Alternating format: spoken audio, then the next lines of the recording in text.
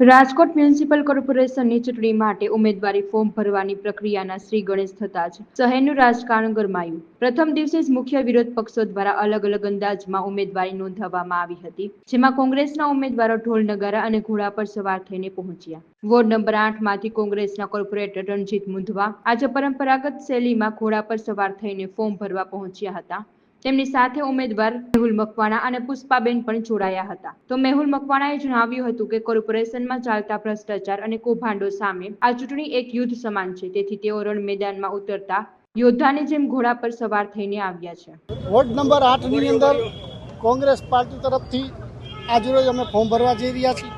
કોંગ્રેસ પાર્ટીએ ફરી મારી પર વિશ્વાસ મૂકી અને મને જ્યારે ટિકિટ આપી હોય ત્યારે લોકોનો વિશ્વાસ અને ખાસ કરીને જનતાના જે કાર્યો નથી થયા એ કાર્યોને સંપૂર્ણપણે કાર્યો કરવા માટે આવનારી ચૂંટણીની અંદર સંપૂર્ણપણે કોંગ્રેસની જ્યારે કોર્પોરેશન બનશે તો લોકો માટે ખાસ કરીને જે ક્લિનિકો જે બનશે શહેરની અંદર જે વોર્ડ વાઇઝ એ ચાલુ કરાવશું. જે મોટા મશીનોમાં પ્રાઇવેટ દવાખાનામાં જવું પડે છે એ દવાખાનાના મશીનો અહીંયા ઉપલબ્ધ કરાવશું. આજે મેન્યુફેસ્ટો કોંગ્રેસે જે જાહેર કર્યું છે, ઇંગ્લિશ મીડિયમ સ્કૂલો પણ ખોલશું. જે સરકારી શાળાઓની અંદર અને ખાસ કરીને કોર્પોરેટર હોય કે મેયર હોય એના પુત્રને પણ અહીંયા ભણાવશું, એના સંતાનોને પણ અહીંયા ભણાવશું, જેથી કરીને લોકો પ્રેરાય કે આપણે પણ સરકારી શાળાની અંદર.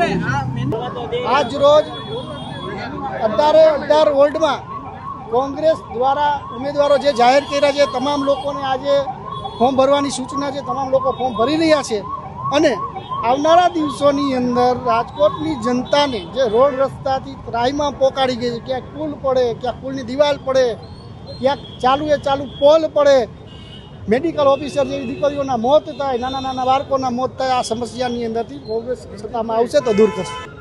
જ્યારે આપણે જોઈ રહ્યા છીએ કે વર્ષો પહેલાં આપણા ઇતિહાસના પાના, સંસ્કૃતિના પાના આપણે ઊંચા કરીને જોઈ તેવા લખ્યું છે.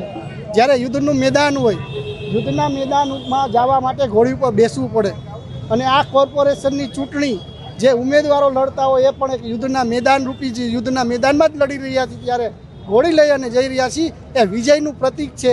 આવનારા દિવસોની અંદર આ ભારતીય જનતા પાર્ટીના જે ભ્રષ્ટાચાર છે એ ખુલ્લા કરીને લોકોને અમને વિજય બનાવે એવી લોકોને પણ આપના માધ્યમથી અપીલ.